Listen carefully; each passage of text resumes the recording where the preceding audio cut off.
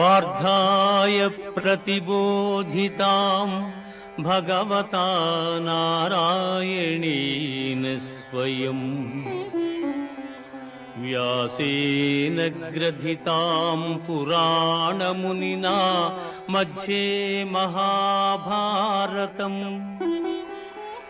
అద్వైతామృతవర్షిణీం భగవతీం అష్టాదశాధ్యాయినీం అంబా త్వామనుసందధామి భగవద్గీతే భవద్వేషిణీం